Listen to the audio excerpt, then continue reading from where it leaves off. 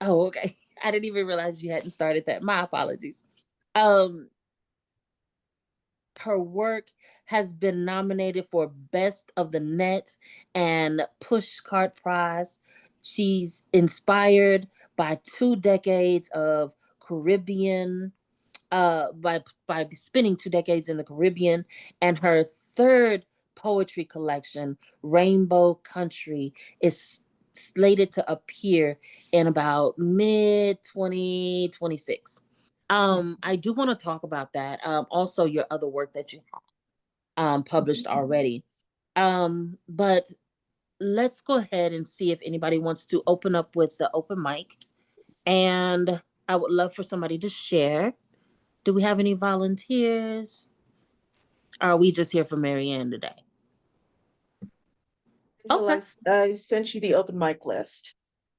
Oh, you sent me the list? Now you Mm-hmm. know I'm not familiar with this updated Zoom. Oh, okay. I see it. Leonard. Did I say that correct? I think I said it correct. Did I say that correct?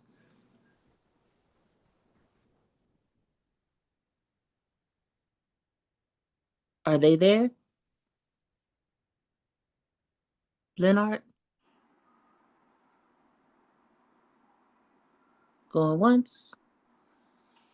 Going twice? Okay.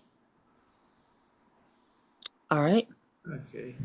Oh, can you hear me? Okay. You have the floor, love. Yeah. Yeah, I can hear you, but I'm not Leonard. Oh, okay. All right. Well, All right.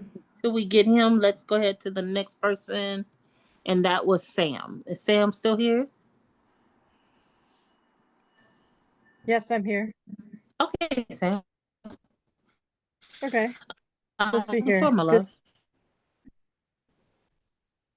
This poem is called Terms Not Accepted. I was not born to be small, not carved from hush, not designed to disappear. I will not acquiesce or negotiate who I am with you. I will not barter my skin, trade soft spokenness for your comfort. I will not reshape my words to fit your blueprint. I will not shrink, smooth, hush, or squeeze into the closet of your design. I will not silence myself, not for you, not for the world, not for the ghost in the mirror who once begged to be small. I will not unbecome to make you whole, apologize for taking up air, for burning too bright, for loving too loud. I will not dim my shine, soften my blaze, or make my survival a polite antidote.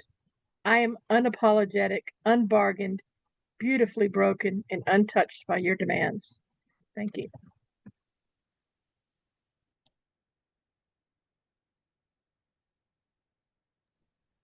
I love that. Y'all show Sam some love. Show Sam some love.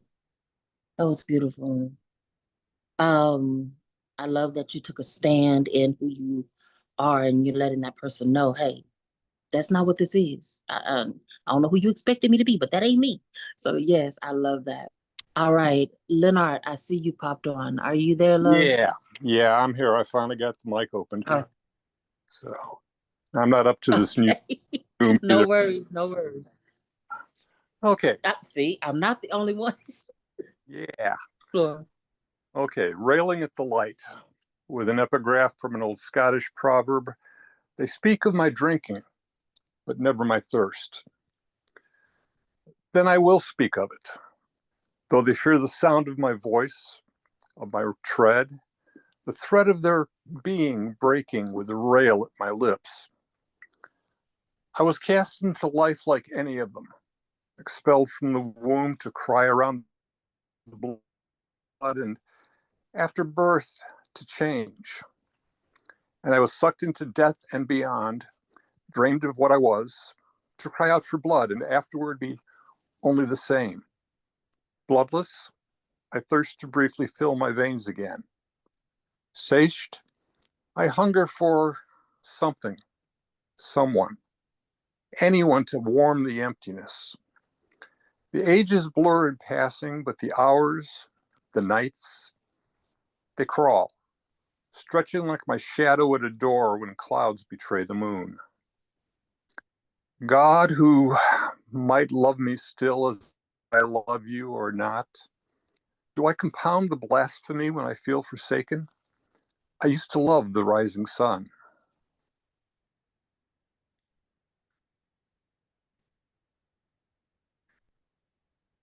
Thank you. I didn't want to cut you off. I wasn't sure if you were pausing or if you were done. Thank you so much. Thank you so much. I think this is my first time hearing you. I'm not sure. I hear so many poets, but I really enjoyed that. Thank you. Y'all show Leonard some love. All right, we're gonna take one more, and then we're gonna get into our feature. Ed, are you there, Ed? I sure am. Hi, love. How you doing? Hello, lovely. I'm doing fine. Good. You have the floor. Thank you, thank you, thank you. Thank you for a wonderful host that deserves a toast that I love the most and never ever boast. Hello, my name is Ed Potential, home fan fantastic. Please, it's time to join my Ryan Fossil Supply. I got two short pieces, so I won't take too much time. The first piece is Drawn in the Smudge. Recreated by Earth, the dirt of rebirth. Where our seeds rebreed, she bleeds. Drained by our mud, soaked in the floods. We're flowers in her image, roots without any limits. We don't show you love, your voices are winds above. We feel your earthquakes while it painfully aches. We see your thunderstorms, your frantic cries of a newborn. We touch your hurricanes, the wails of growing pains. We drink your tsunamis, the water cleans your body. We hear you, our mother. We feel your thunder. Yes, we understand and do. Sorry to be a burden to you. A mother's work is never done. Thank you for being our son. Forgive your uprooted trees. We are pieces of your humanity. Thank you. And my second one is, I hope I have more time. That more time or that's it? You're good. Keep going.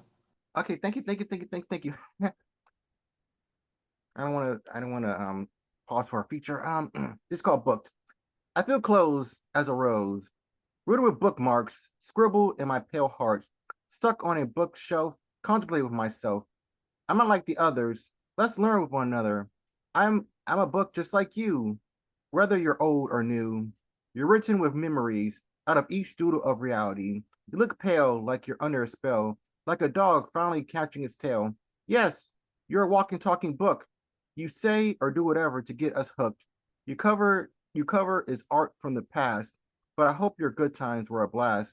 I need to feel kind of out of place, but it's your own personal grace. I know you feel stuck and overdue, but use your words to break through. I know you feel you're covered in dust, but what's iron without a little rust? You're written by a million tongues. Your stories hasn't yet begun. You're thinking about this all while revolving around this ball. Please, book, don't stay empty. When I fill up with poetry. Thank you so much.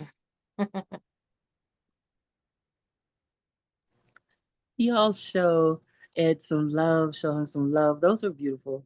I especially love the first piece, but that affirmational piece is always going to be a wonder in any space. So thank you for sharing those. You're welcome and thank you. Make sure y'all drop your socials in the chat. So if somebody wants to follow you off the Zoom, they're able to do so if you want them to. That way you're constantly making connections because I believe in connections. All right, y'all. Listen, we're going to take a moment and listen to our feature. And then we're going to get into some questions. And yeah, are y'all ready for this? Because I know I am. I'm excited. All right, Miss Marianne, you have the floor, and I can't wait. Thank you so much, Angel Kim. Thank you, everyone who came out this evening from all of my poetry families, Tesoro, PGN, open mics, hither and yon, and a special guest, family made and family born, my sister Michelle, who's zoomed in. Mish is here with us tonight. And I'm really delighted about that. So it is my pleasure to take you on a small journey into the light. We do not know their names, but we know them like we know our own. We see them even on obsidian nights. Their shape and insidious power twist the mind, throat, and bowels. They stalk our darkest hours and boldly meet us by day. When we yearn to bask in applause or celebrate generous deeds no one was to know were ours. Even when we fall in love, whenever we dare to imagine the road ahead less pitted than the route carved out before, and maybe ease our guard just for a moment between storms, they breathe fire into the rooms between our hearts and ribs, but they cannot make themselves welcome where they find no meat nor mead. Let us upend their too comfortable table. Let us grip the four corners of the cloth. Together we will shake it senseless to cast out tenacious beliefs. We will watch in wordless relief as unworthiness shatters like frail baccarat and dusts the ground at last with ash too feeble to bear even the footprints of the lighter beings we have strived so long to become. Night light. Candlelight does not illuminate gifts under the Christmas tree and mouths twisted in recrimination with the same warm glow. Torchlight does not brighten paths walked hand in hand and nights in the tormented forest with the shared glory of the Perseids. Lamplight does not impart a shine to the gaze of diners locked in love and silverware wielded like a sword across the linen cloth with the same intensity. But gaslight will uniformly blanch the face of one who waits in vain for a midnight cab and one who knows too well the apology will never come. Lamps. Stalwart lamps that hang from their poles like fedoras on once confident heads grin through the lunchtime mist. Beneath their tight smiles, I walk the deserted route of holiday cheer, paved with the scars of fear and need, part Santa, part unlucky Hansel, where I once counted my footsteps in the urban forest. For 'tis the season, after all, and the missus would have me bring home a little something for the babies. Singing bowl. At the bright sound of the singing bowl, I come home to cobalt sky, bearing gentle cumulus puffs that find no point of purchase below that cerulean vault. I am the hollow tree whose trunk thrums with the tattoo of the beaks of restless birds who await measured breaths to still my rambunctious heartbeat and lift their wings toward freedom on an airstream of quiet exhalation. After the Sangha, an awakening mind is as welcome as sunrise on a stormy night. I am the constellations that rise with you when your voice calls to me from your dreamless night. I am your summer trio, your harp, your swan, your eagle, when you crave melodies that soar on midnight wings. I am your bright dolphin who rides eternal waves to soothe your mind with her indelible smile. I am your moonlit crab who sheds her own solitude to pierce the mighty shell that once held your heart. I am the constellations that delight your eyes when my voice replies to you from my sleepless night. The light seer's fool. Fall in, she said, fall in. I'll go first. I'll be the wish that rebounds like sharp rain, like mercury on the silent cowl of the sea. There is no swan dive. There is no desperate plunge. There is only falling, falling into the spirit blue.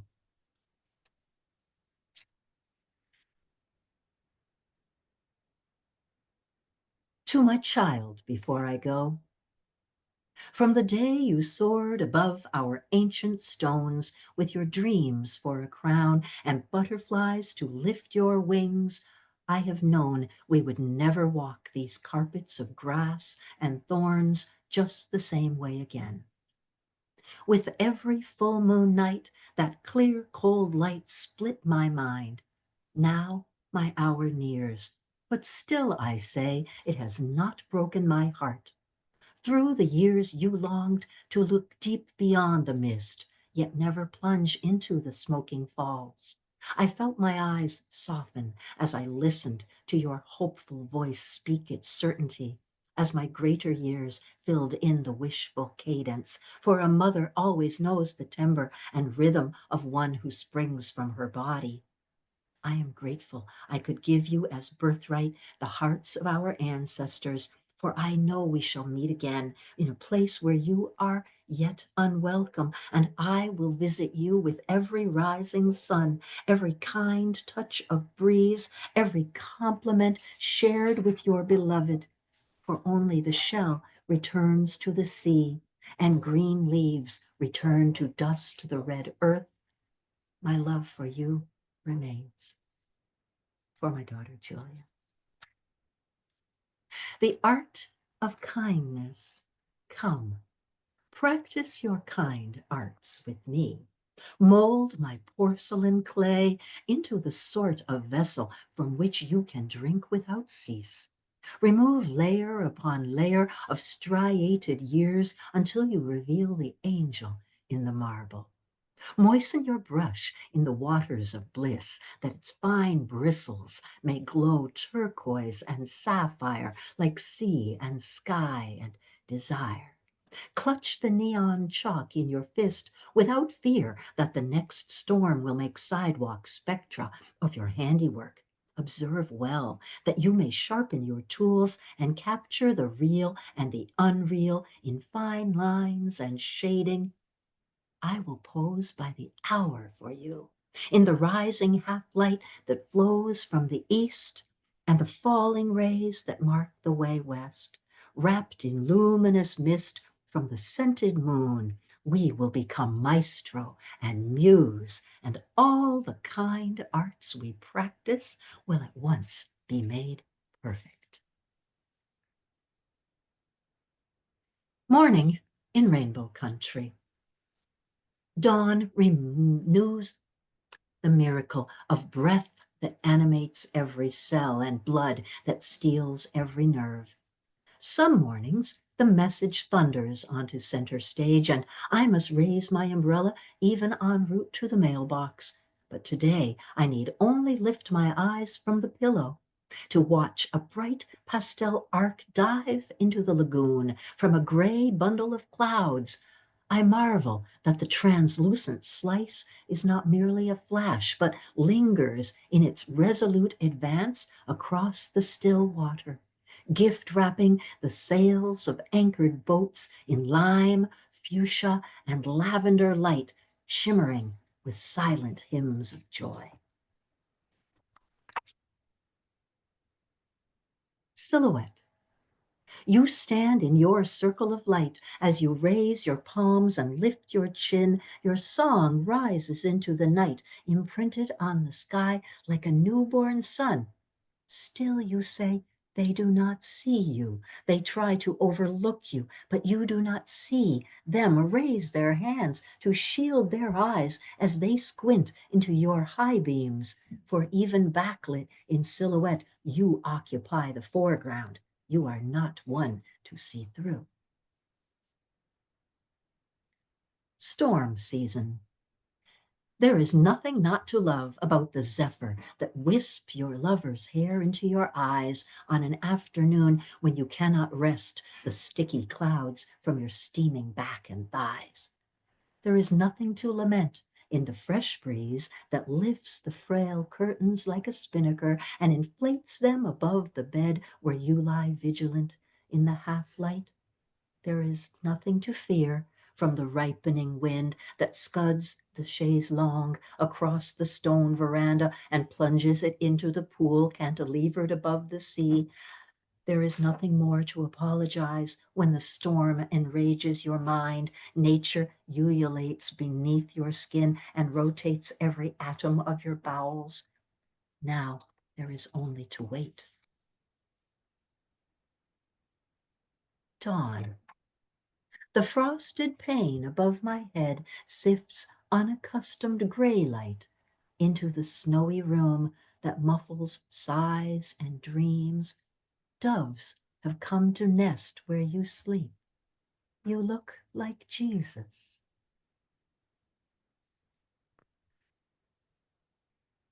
And now a few poems for a few of those who have brought me truly into the light. Poems for my family. At one with the sea.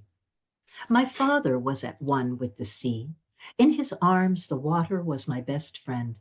When he carried me into the waves, I body surfed timelessly, lips blue, as if I had fallen through northern ice into subtropical water. In his youth, he was jettisoned from the deck of a warship into wine-red seas, with nothing of Greek poetry about him, only his self-inflated genes and swollen belief in the rightness of his cause and his Almighty to carry him through 6 days afloat beyond the range of the Japanese guns, 7 nights clinging to sharp sand in chest-deep water close to shore, for what could a Connecticut Yankee know of the nocturnal habits of sharks? Perhaps the fear of drowning, or worse, already had been wrung from him by the swinging vine from which they uncoiled him as he hung head down in the mill pond behind the barn where he had begun a lifetime of horse whispering. He saw the light that so many claim to have seen. And because I believed my father to tell the truth that I have seldom trusted from others, I learned never to fear death, to let salt spray and moon rhythms spur my stroke through my terrestrial nights, even into submarine days where my bullish head told my marathon heart, it's only 4 kilometers and no one need imagine you've fallen from a cruise ship, even if the current carries you down and the islands seem to repel one another when you are in the middle of the channel. Many Decembers before, I carried my 5-day-old daughter into the indoor pool of our lakeside apartment. She keeps a later photo of my father and her, a blonde toddler in a life vest, helping hand on the pool skimmer. When she remembers her poppy, she recalls the sting of chlorine and the abiding comfort of learning to swim from the lip of his pool into his sunlit embrace. It pleases me beyond all reason to know that she knows what I know. My father was at one with the sea. Threads. I maintain I did not know my mother. Not that I was adopted. No, I'm her child. Same sharp nose to burst a pop can. Same wrinkles scored in the mitochondrial DNA. Our turkeys roast to similar perfection, wreathed in tin foil, and my pie crusts float off their fluted dishes because I cut in the butter with my mother's light hand. But I am vegan and no longer bother with such occupations. Somehow it seems I lost the thread. Watching my mother lick her fingers to target the lisle through the needle's eye, pulling the ends even to twist them around her forefinger and slide the twined threads between pointer and thumb to make a gorgon's head. I do not sew, but I tie a knot just the same way. Somewhere I lost the thread of housekeeping, too. Clean enough to eat off the floor interests me less than the solitude of my satellite office where they top my coffee with almond milk, foamed just the way I like it, and I follow only the virtual threads that interest me. Yet I have shown almost everyone with whom I have ever slept the only dignified way to pack a duvet into a slip.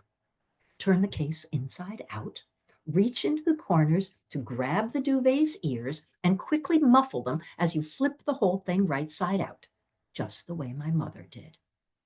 I am not the one to pick a spot of lint or tuck your tags back inside your shirt.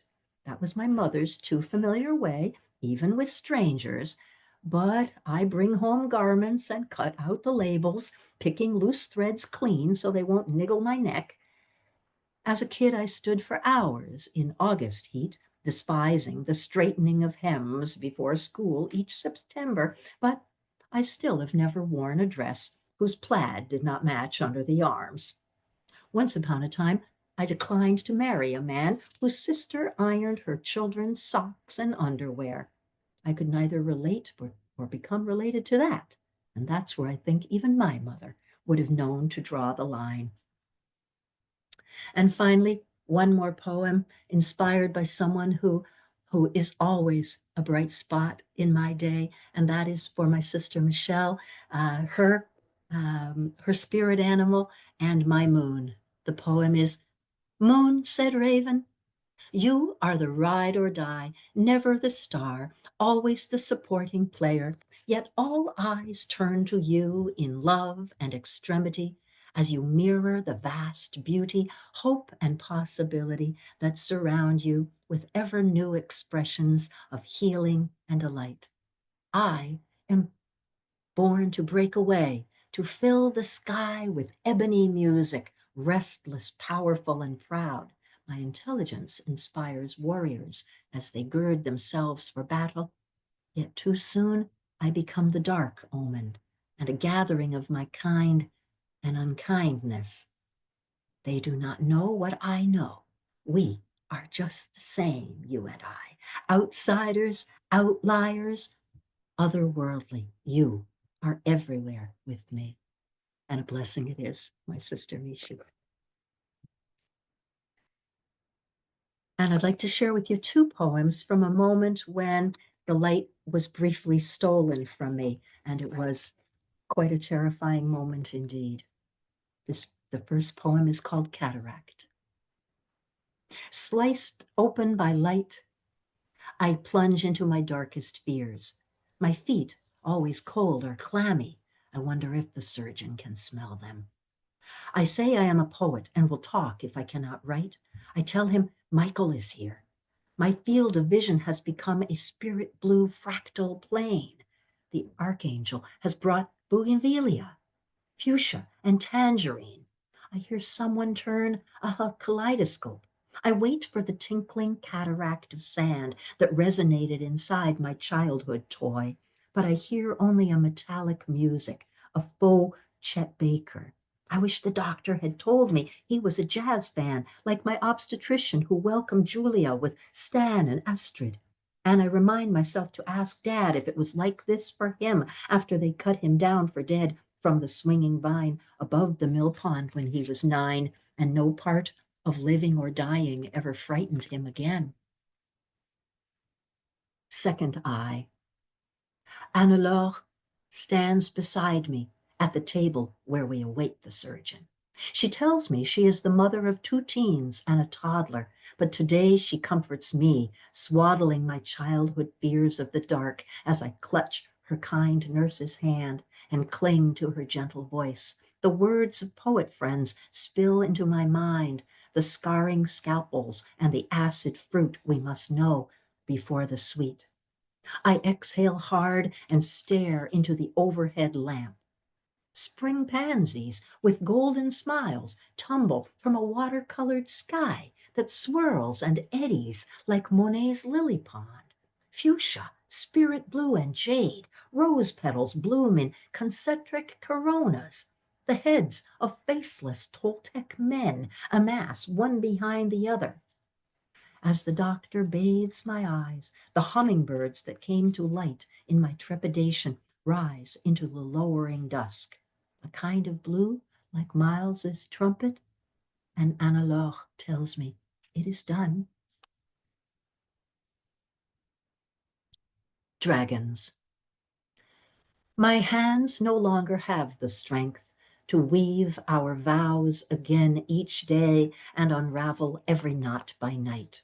But in my remaining light, I invite the spirit of Penelope to guide my heart that I may keep my promise to shape for you 1,000 cranes and smooth their lines to still the wings of time until we walk the dunes once more to watch our birds breathe, gold as mighty dragons backlit in the sun that pours relentless into the sea, inspired by a photograph of a pair of red-necked cranes breathing fire.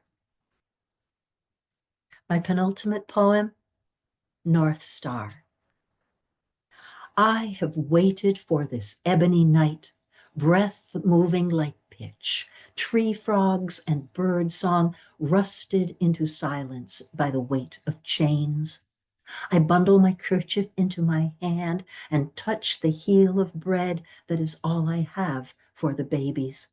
My silhouette opens the door. I make for the trees past the mill pond. I kneel with my cheek against the bark and spread my arms wide until my fingers touch soft lichen. I stand with my back to that coolness and peer through the canopy to the place I will see my North Star. Tomorrow and tomorrow. Tonight, she illuminates my waking dreams. My feet follow her light in my heart. Into the light. About that light at the end of your tunnel, emerging above the horizon, warming the tips of your fingers. Even if you already know you hold an everlasting flame in your hands, you must step back into the dark to see it. Thank you, poet friends and family, for the pleasure of reading for you this evening. Y'all show Marianne Tefft some love. Oh my gosh. These were so beautiful. Thank you. So beautiful. Thank you so much. Y'all come off the mic, y'all show us some love. Give us some hand claps, some Marianne. snaps. Such a Wow, beautiful love display you. of worldly That delights. All was Thank you right. brilliant. so much Yay, for sharing. Thank you, Marianne. friends. So Thank you so brilliant. much. It means so much to me. Bravo. Bravo. Thank you. Thank you so much. Well done, sister. Thank you, Leonard. Your- Thank you. Thank you, everybody. Really appreciate you This being was, yeah, so beautiful. And I am so glad my Zoom held up when I pulled into my parking garage as I was driving. It was Thank you so wonderful. much, Linda. It was Above and beyond. wonderful. Wonderful. Thank you, everybody. Thank you. Thank you so your much. pieces, even though short, they hold so much within them, and it goes to show that as poets, we don't have to speak for 5-10 minutes to get our point across, and for them to be Thank you, Angel. impactful. And I love that. I wish I could write shorter poems, Oh. but I'm long-winded by nature. But these were all beautiful. Thank you. The piece that I it was a couple of pieces, but I noticed throughout your pieces you use elements around you, whether it's um, you talked about the lighthouse and candles, and you talked about the wind, and you talked about um, just different elements and items that we would pass by and see on occasion in our everyday lives, and I love that. Thank you. The piece you did about your father, I want to say that stuck out to me the most. Thank you. It was very touching, um, being that my father's passed.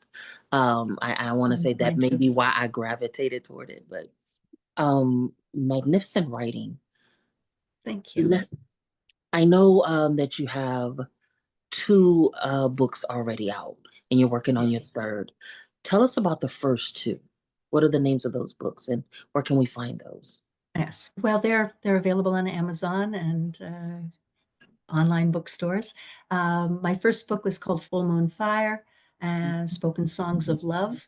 And I began writing those poems, strangely enough, when I was hoping for I thought of them, some of them at least, as songs. And indeed, I did work with a collaborator for 4 or 5 years and made a number of songs as a lyricist. But those poems that I began writing in St. Maarten in the Dutch Caribbean, where I lived for more than 20 years, were the basis for Full Moon Fire. And you notice, absolutely that, especially living in a place which is just always bathed in light and air, by day and by night, with the big views of the sky. Those particular elements really spoke to me, and I'm a July-born moonchild as well. So my first book, Full Moon Fire, followed the I traced sort of the trajectory of love, Mm. through the phases of the moon. Nice. And that was the way I organized my book. And the second book, Moonchild, Poems for Moon Lovers, um, well, really, there is so much moon work behind me that I organized a second book, again, following the seasons of the moon this time. And Nice. the spring, summer, fall, and winter of the moon. And my coming book is called Rainbow Country. It's also a manuscript that I put together some time ago. On the island of St. Martin, we have the very good fortune of seeing a rainbow somehow, somewhere, most days. I've seen Mm. many, many double rainbows probably every month that I lived in the Caribbean, and sometimes even a triple. Several times I've seen a triple. So for me, St. Martin is really rainbow country, and that manuscript is about the life and times and scents and sounds and smells of the Caribbean and the rhythm of the Caribbean. So that's what that book is about. That sounds lovely. I have never heard of a triple rainbow. I've heard of doubles. Yeah, I know they are rare, but a triple? Ah, okay. yeah. Okay. Pretty amazing for sure, but Man, extraordinary. It really is rainbow country, that's on a beautiful. rock in the Atlantic, really. Man, I need to look that one up because man, I would love to see that. Um, what was it like seeing your work in actual print, whether it was for a magazine or your actual book for the first time? What Yeah, was that? well, I can tell you absolutely. I was living on a hillside in St. Martin, and my first publications really were a submission I made to an anthology in St. Martin in 2013, I suppose. And I was so excited when I got a letter that the 3 poems of 5 that I'd submitted would be included in that anthology. I literally ran out to my patio and I started screaming. And a very good friend of mine who lived several streets up and away heard me, and what is going on down there? And I said, oh my God, you won't believe this. This is too exciting. And so that was it. I mean, I was absolutely thrilled. And yeah. And so that was really the first. And after that, I started reading at open mics in St. Martin from time to time. There's a small poetry community, but a significant group of poets there. Um, and then I found some of you folks online. Actually, one of the first groups that I became associated with was Inspired Poets Corner, then hosted by our late friend Rawl, and who was also living in Toronto, which is where I am living now and where I had come from before I moved to the Caribbean. So there was a little bit of a connection there with a sort of a homie, and and then from there I became more and more involved with online reading and one thing and another, and here we are today. So, which do you prefer? Do you prefer being at a live event or online? Because there's definitely a difference. Yes. Um, for the style of work that I do, Mhm. I feel like I have more control of my environment when I'm in this kind of location. Okay. But it's great fun to sort of ratchet up my personal gain in my personal game, let's say, and it is a gain for me when I get to practice in a live open mic. That's more challenging to hold to really deliver the kind of subtlety and feeling and wave that I like to try to achieve when I'm in a Zoom. It can definitely be intimidating sometimes too.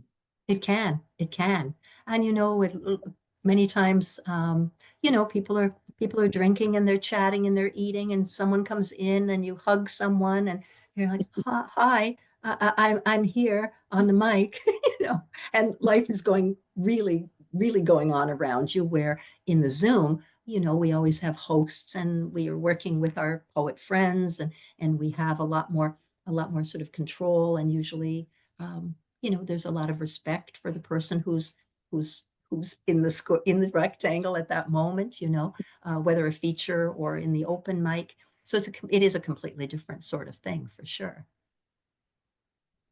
Yeah, that is definitely for sure. I know my first time going to an open mic, I froze because I was trying to memorize a piece, and I was like, "Oh no, what was the piece? What was the piece?" So yeah, it can be definitely intimidating.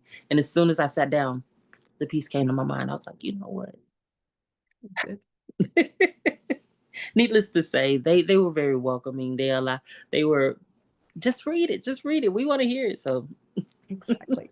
Yeah, that's it. um looking back at your work, what qualities, matter of fact, what three qualities, let's go with three qualities or skills, or areas of knowledge, um were most impactful through your writing journey that kind of helped you along the way? What do you think are three?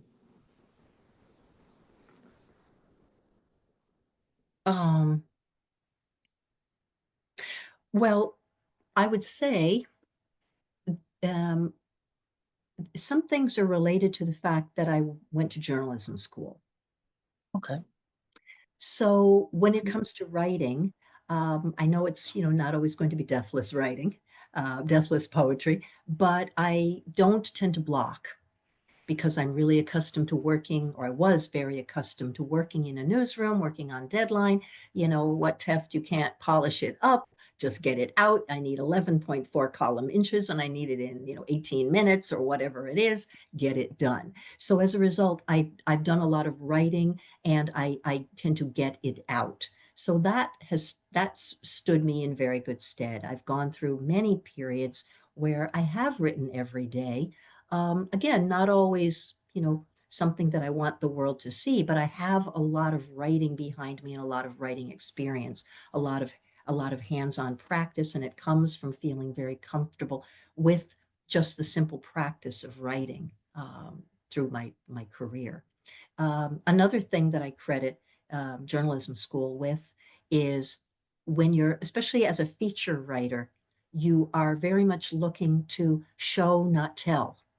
And I find Mhm. that kind of looking at things, that kind of way of proceeding has helped me a lot to try to get get the picture and to try to create the picture. Okay. Um, those two things are really, really helpful. And I think um, another simple quality of my life, when I look when I look back on it, I have the very good fortune of being really, I was dealt a great hand when I got the family I got, who were always strong believers in me.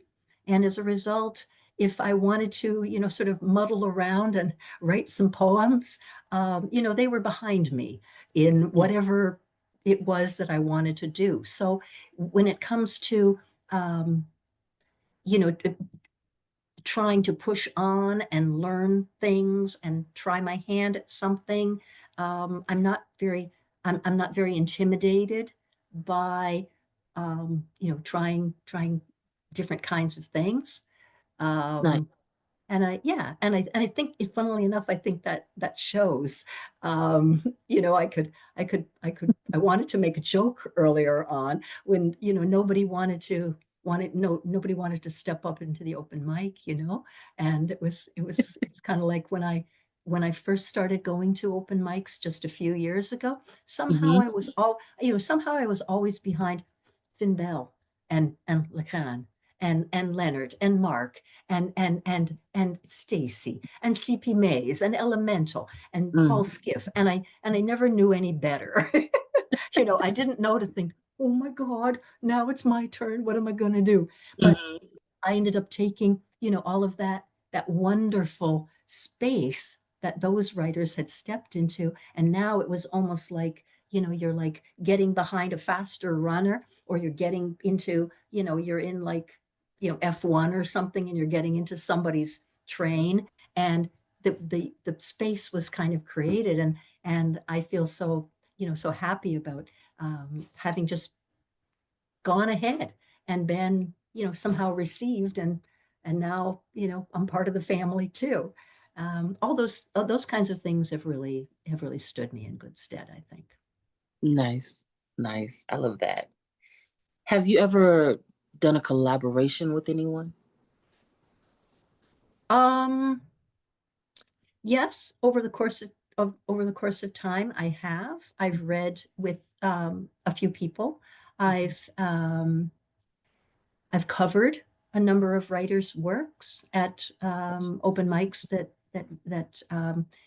on Monday nights, when our good friend uh, the Magus, Gustav Salas, before he rose in power, the Monday night open mic that Chaos Magic was really predicated on read one, cover one. And I've covered work of Leonard's and our friend Mona, who was a great friend of PGN, and even CP Mays. I've read others' works, and I've collaborated with a few writers over time. Yes. Did you enjoy that? The like collaborating with the writing?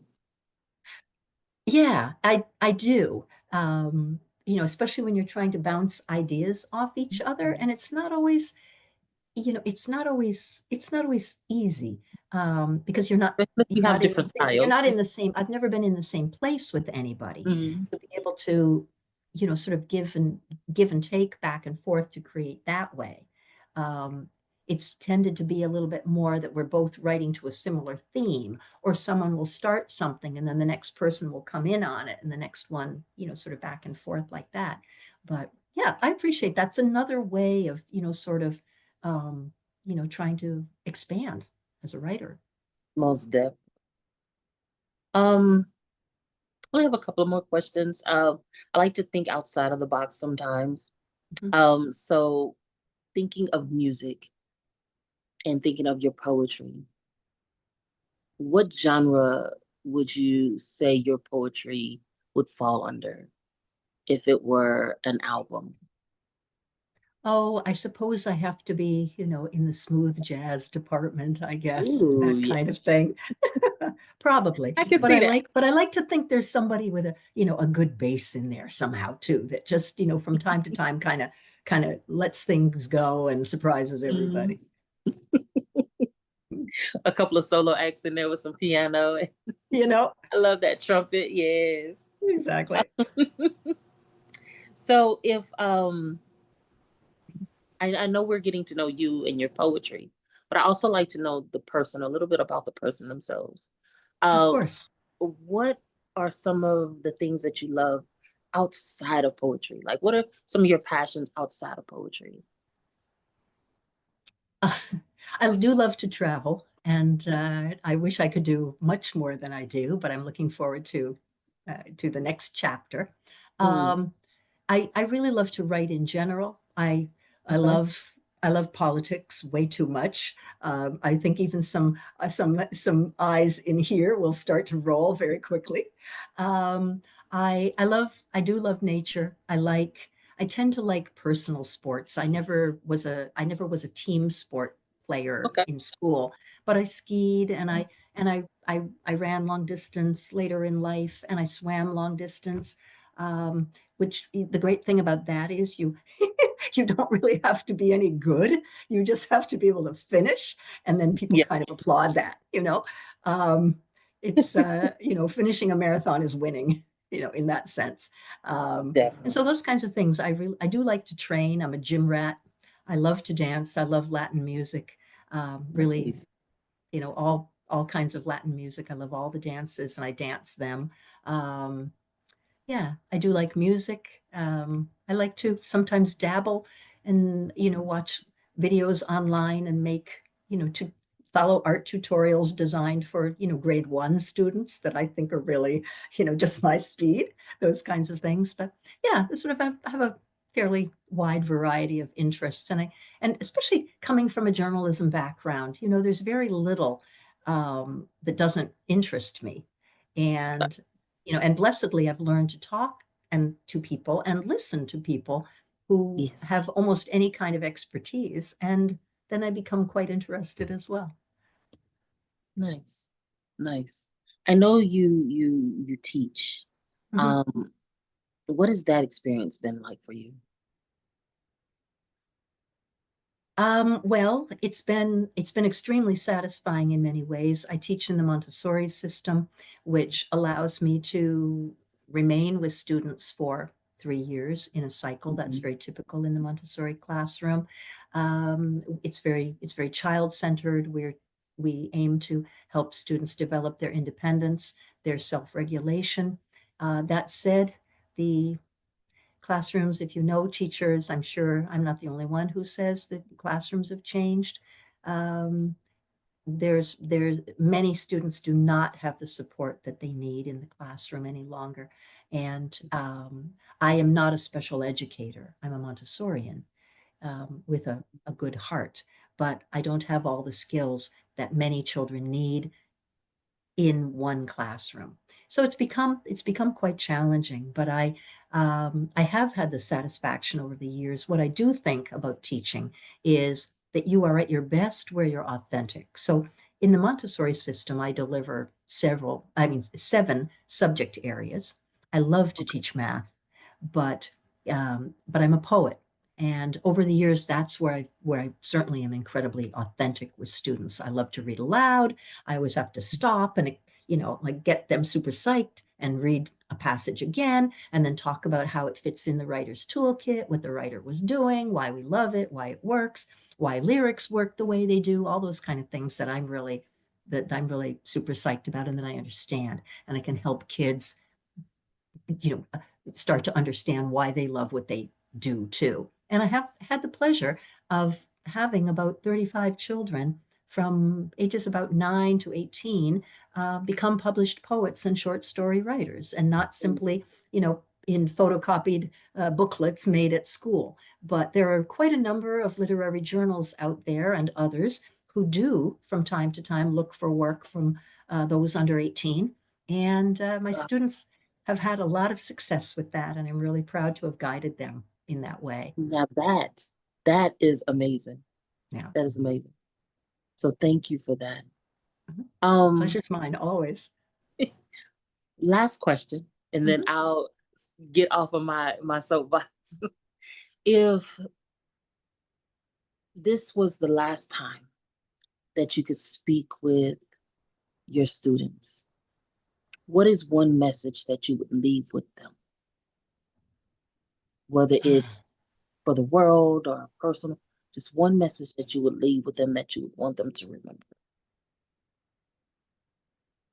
Well, for many years, I ran with a tank that one of my classroom assistants had made for me, and she embroidered on it, "To give less than your best is to sacrifice the gift." And those are the words of the middle distance runner, the late middle distance genius, Steve Prefontaine, the American runner. And I ran with those words for a very long time, and I still believe them. If it's worth doing, it's worth doing as well as you can. And more lately, because I have deepened my own mindful practice, I would try to remind kids to watch your own path. Don't watch the crowd. Yes. Yes, yes. Look, adults need that one as well. I love that.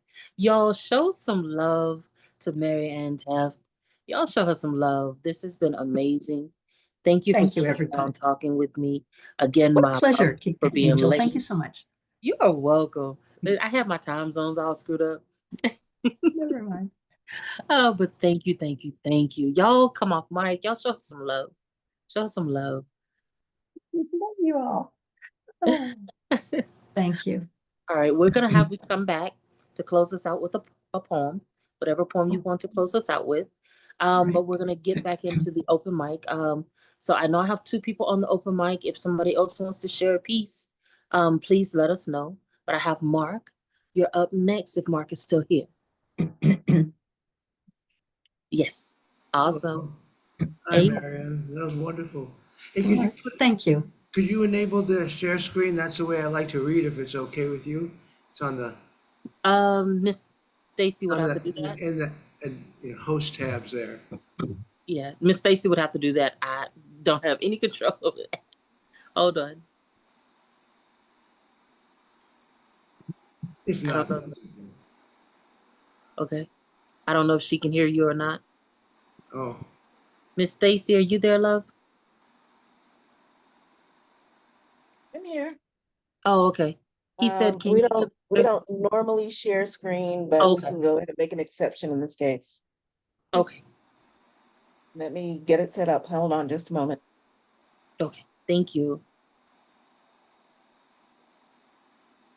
Yeah, I'm new to the whole Zoom feature thing, so this is a new avenue for me.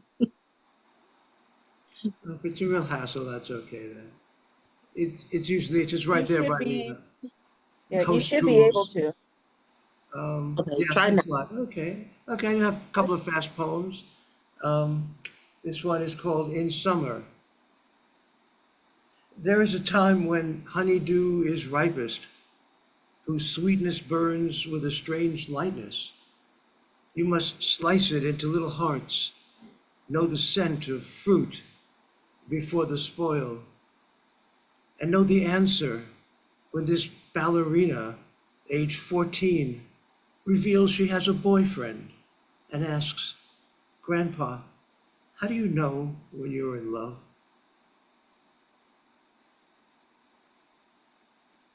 Mm. Um, Plato on Audible. I will tell you, sir, a scant few have had virtue in this millennium. Power makes men cruel. The gruel of greedy garbage continues. I was born to smooth walls and electric lights, a geometric universe of comforts and delights. I found a fit in humanity's marketplace, a craftsman, a man of bronze, as you would say. Now I take my leave, listening to the Republic in cruise control at 50 mph, considering you next to me.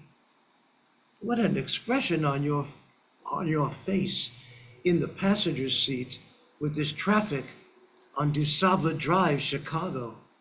Soon we come to speak of politics. Easy to agree how pathetic the scene, the absolute worst to rule, rejecting all limits to a poisonous technology. Soon all the marvels won't mean a thing. The daily news now adds insanity to stupidity. Friend, there are no longer city states or homers. We are computerized beings connected by satellites, transplanting hearts and colonizing Mars, yet we are still half beast in a wilderlust of power, and take all for granted except for hierarchy. The gods fled the temples, enter Trumpius Maximus. 2,000 years have passed like a day. We are condemned to live like slaves who lose faith in the wisdom of truth. This you know, guardian of hope. It is unlikely we'll try philosophy. Democracy's still a dream of Socrates, as when Athens lost its way.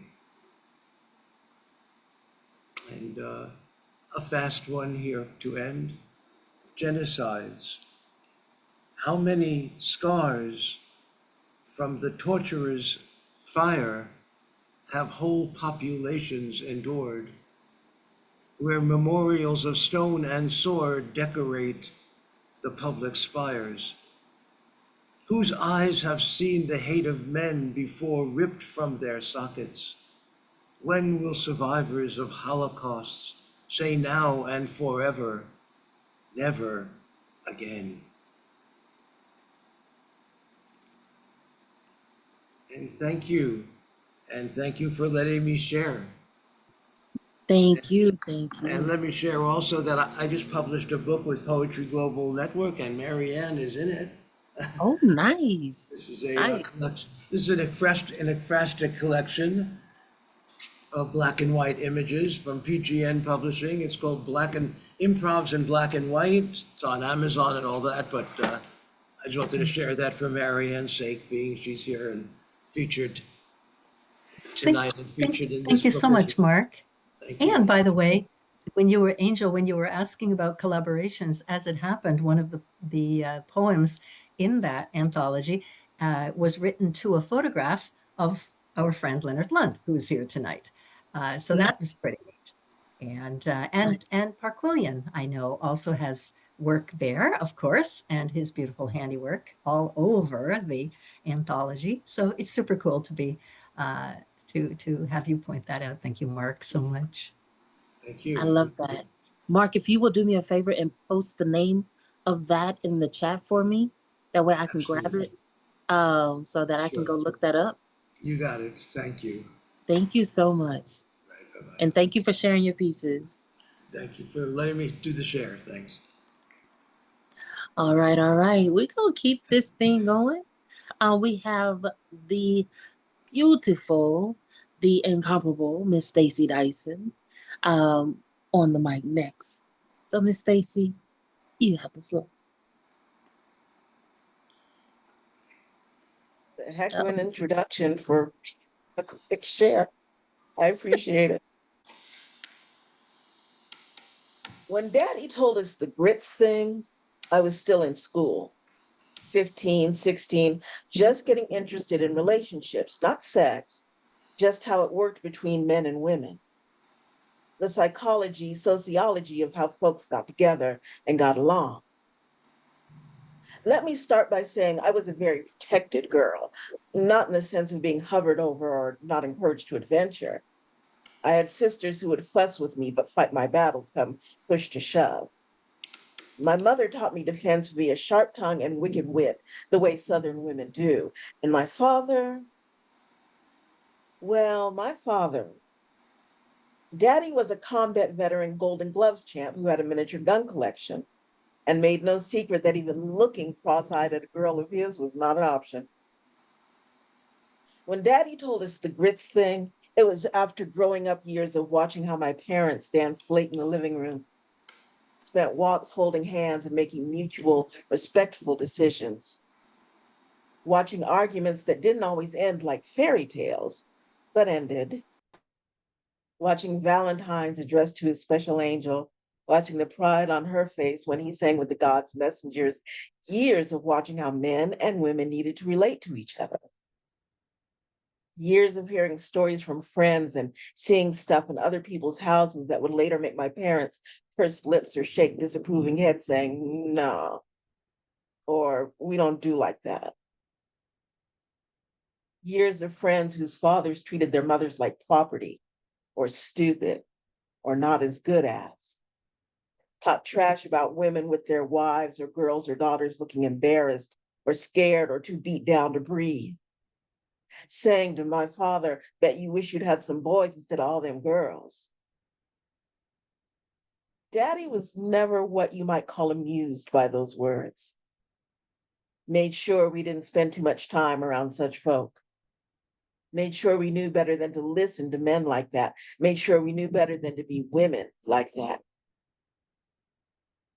When Daddy told us the grits thing, my mother was big into Al Green. Y'all know, the soul singer, Arkansas boy, Mr. Let's Stay Together, which Tina Turner redid and did better, but I digress. Women used to listen, swoon, listen tight and late at night to a sound. My mother got this look of ecstasy and anticipation dancing around the living room. I personally had no use for it. Too much music, too full of himself. Beside, I was Stevie's girl. Again, I digress. Don't know if y'all know, but the true stories of Black entertainment lives came quick down the Black church and community pipeline. Doings and rumors and goings on were well known way before they hit the real news. In 74, Mr. Here I Am, Come and Take Me got stupid with his girl, who paid him back with boiling grits yanked right off the stove and poured all over his sorry self. And if you were Black, you knew all about it before the entertainment mags and the papers did. Baptism comes hard some days. Old Al got religion, became the Reverend Green right quick in 76. A little while after, my sisters and me were doing afternoon chores or homework or something. Daddy called us into the formal dining room, had us sit and be quiet. Asked, had we heard about it? Yeah, we heard. Okay. You know you don't let some man put his hands on you, right? We'd been taught right. We nodded our heads and said, well, yeah, we know, Daddy. We know. My father cleared his throat. Now, when Daddy cleared his throat, it was about to get deep. Daddy grunted, cleared his throat, looked us straight in our eyes and said, any man ever puts his hands on you, any man ever puts his hands on you, you put some grits on the stove and call your daddy.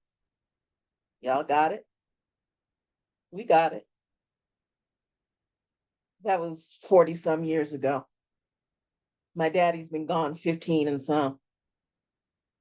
There have been a fair number of fellas, some just out for sex, some exploring relationships I've watched and listened and learned. I'm better at understanding the psychology, the sociology of how folks get and stay together. I remember being taught right by years of fights that didn't always end in fairy tales, pride in each other, and Valentines.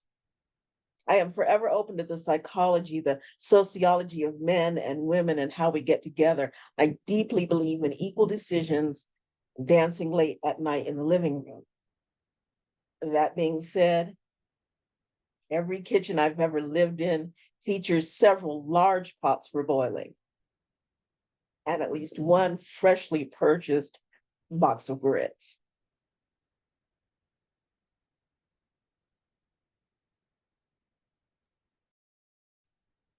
Oh, wow.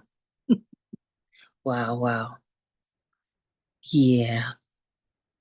Amazing storytelling always. Y'all show her some love, show her some love. Show Miss Stacy some love. All right. I think we had one more, and that was Martin, I believe. Pardon me. Hello. Yes. Thank you so much, Hello. everyone. Good to You. see everyone here. Can you hear me? Let me improve my mic here. Oh, your mic is fine. Okay. Is that a little bit better? Oh, it's very clear. Yes. Okay. Pardon me while I go off camera. I can see my phone here. So I thought I'd share one about my partner who I've been thinking about because we spent my birthday last week in the emergency room. She's doing much better, thankfully. Um, so this is one called She Also Rises. Whenever she says she went for a walk during our nightly call when we talk about how we spent the previous day, it reminds me of what that means. It means she washed and powdered her feet between each toe that feels no heat and put on socks before strapping a brace around each ankle and heel.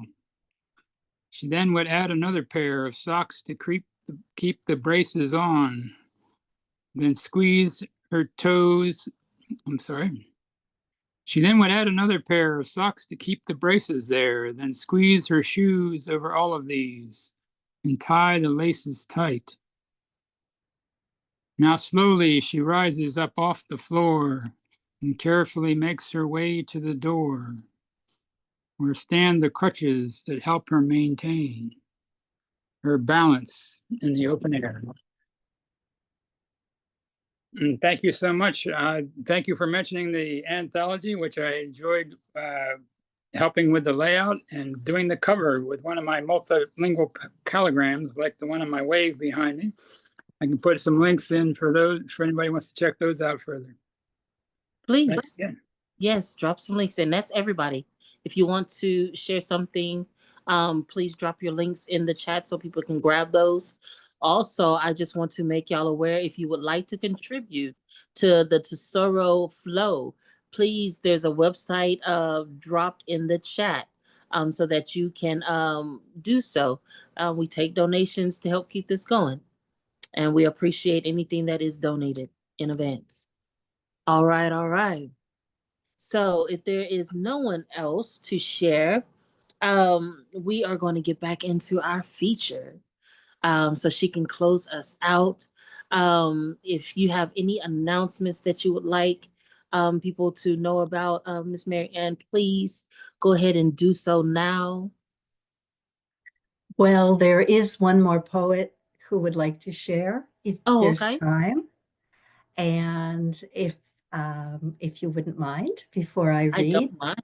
could I I don't invite mind. my sister Michelle to share Yes. some work with us? Yes, indeed. Okay. You Thank have the you. floor, love. Listeners, thank you very much. Um, Thank you for even letting me do this. This is all inspired by my sister Marianne, who I affectionately call Mares, and it's now out there. So if I say it, it is what it is. Um, I hadn't seen her for 22 years. I lived in Alaska and she lived in the Caribbean. And last summer, she came and visited, and I have a long, skinny house. And I was at one end and she was at the other. And this is what happened on August 18th, 2024. This first one is for her, and I do have two. Whew. The faint tinkling of the porch wind chimes, the foreboding storm just a blip on the evening news. But the house cats and the lazy dog showing signs of unease was telling of my night and hers ahead. Soon the flashes of lightning blinding even my eyelids tightly closed, and the 1,000 to 1,000 counts, shortening with each boom that rocked my little house.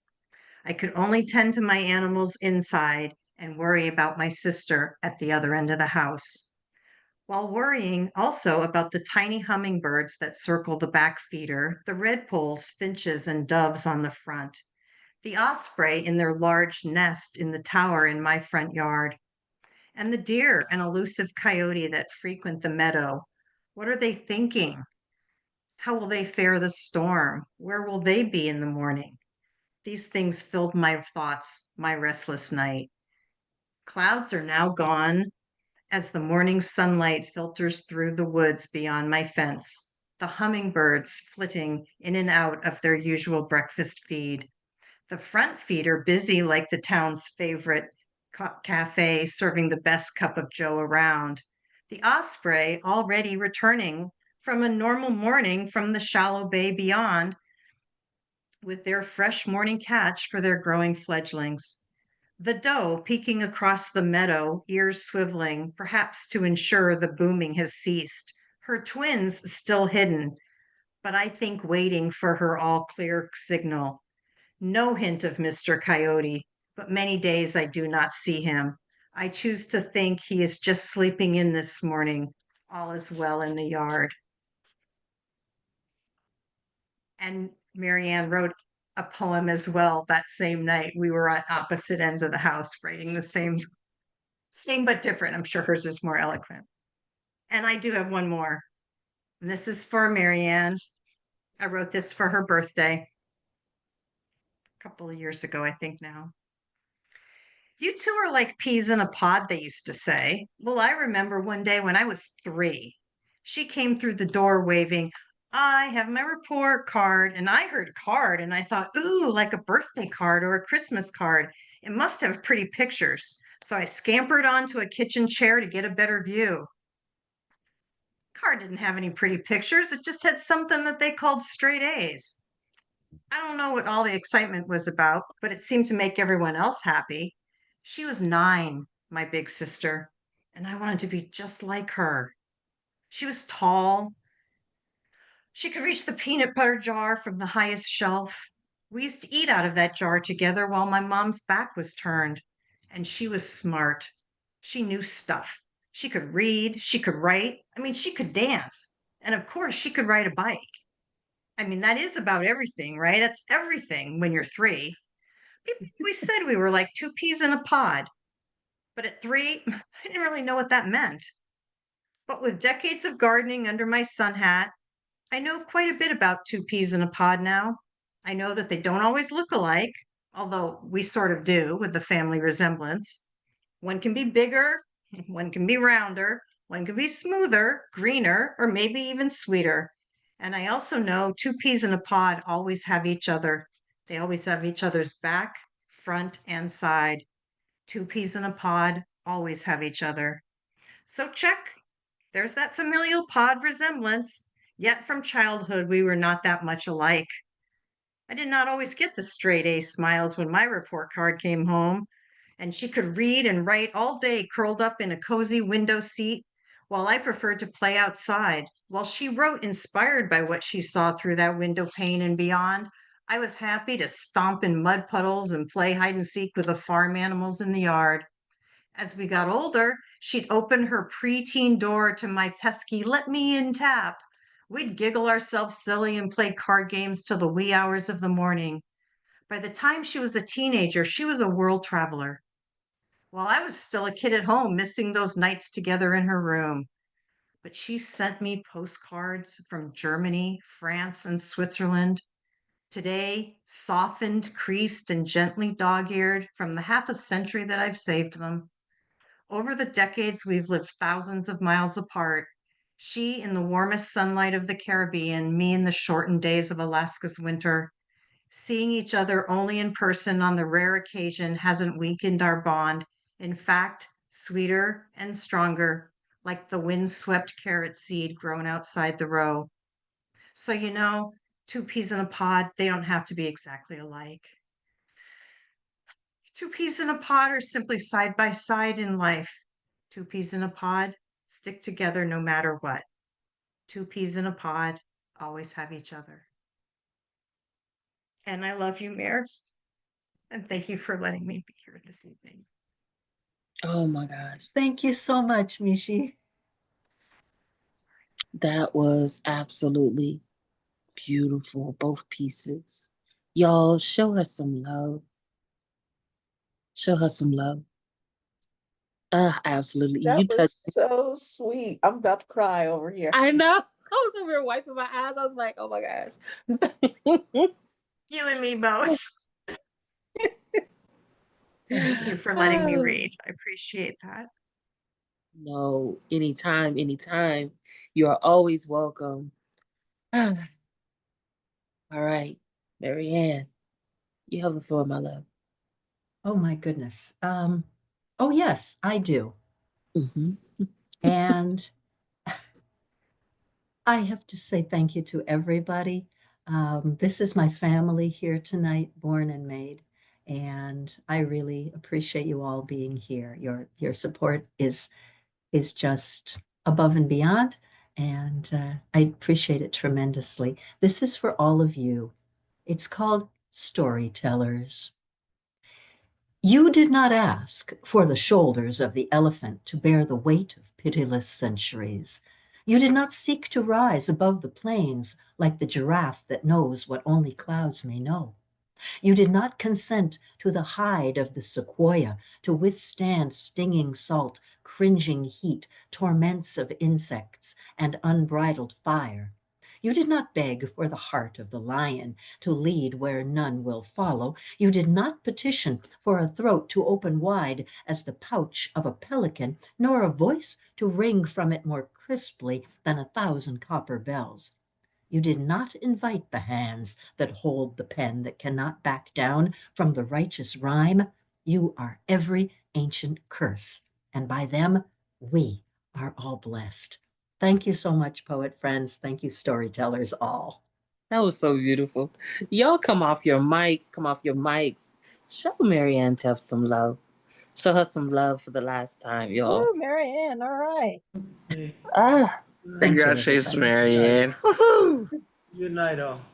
That was Again, very night. well nice. done, sister. Well done. Thank you. Thank you, Leonard. Thank you, everybody. I just want to say it has been a pleasure hosting this and conversating with you once again. And getting to know you because I see you in different lives from time to time. Or Zooms, not lives, but I didn't know you per se. So it it felt good to get to know you. Same. I really appreciate it. All right, everybody. Y'all have a blessed night. Have a blessed night. Know that you are important. Know that your words are important. So make sure that you get your words out to the world, because the world needs to hear them, especially in times like now. So continue to write, to continue to be great, and y'all have a blessed night. Thank you.